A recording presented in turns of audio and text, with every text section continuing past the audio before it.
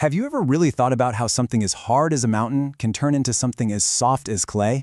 It seems impossible, right? Well, today, we're diving into one of the planet's most amazing transformations, this quiet, slow-motion alchemy that turns solid granite into soft, workable clay. And it really is. Clay is literally the foundation for so much of our world, from ancient pottery to the very soil we use to grow our food. But its origin story? Well, that's where the real magic happens. Okay, just look at this comparison for a second. On one side, you've got granite. It's hard, it's crystalline, it's about as stable as it gets. And on the other side, clay. Soft, sticky, pliable. They're total opposites. So yeah, that's the big riddle we're going to solve today. How does the unyielding strength of a mountain become the soft mud you might find on a riverbank? To figure this out, we have to start at the beginning, with our raw material, the rock itself. So granite isn't just one single thing. It's more like a recipe of different minerals all stuck together. The main ingredients are quartz, feldspar, and mica. Now, for our story today, I really want you to remember that one in the middle, feldspar. It's our key player. All right, if granite is so incredibly tough, what in the world has the power to break it down? Well, the culprit is something you see almost every single day. It's this simple but incredibly powerful formula. You take water, you add a whole lot of time, and you mix in a little bit of basic chemistry. That's all it takes to completely unravel solid rock. You see, here's the secret. Rainwater isn't just pure H2O. As it falls down through the atmosphere, it picks up carbon dioxide, CO2, and that combination forms a very, very weak acid. It's called carbonic acid. Think of it like a super mild seltzer water falling from the sky. And this is where our key player, feldspar, comes back in.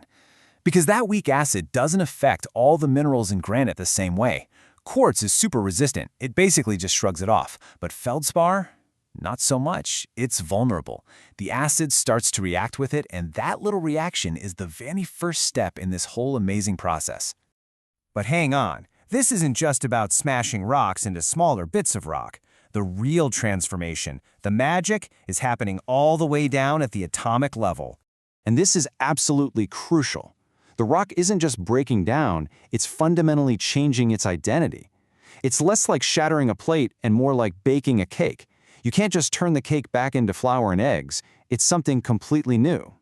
The scientific name for this whole thing is chemical weathering. That water and acid combination seeps into the feldspar, and it doesn't just crack it. It kicks off a reaction that breaks the atomic bonds and forces all the atoms to rearrange themselves into a totally new mineral. This shows the change perfectly. Feldspar, on the left, has this super strong, rigid 3B crystal structure. Think of it like a tiny, perfectly built skyscraper. But on the right, after the chemical weathering, you get clay. Its atoms have been totally rebuilt into a layered sheet structure, kind of like a deck of cards. The bonds inside each sheet, or card, are strong, but the bonds between them, super weak. And that, right there, that's the aha moment. The reason clay feels soft and slippery is because you're actually feeling those billions of microscopic sheets sliding past one another. The incredible hardness of granite has been chemically taken apart and reassembled into weakness, atom by atom. Okay, so we've made these tiny new clay particles.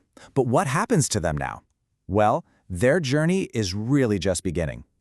So let's recap the whole journey. First, the acidic rain gets to work on the feldspar. Second, the feldspar atoms do their chemical breakdown and rearrange into brand new clay minerals.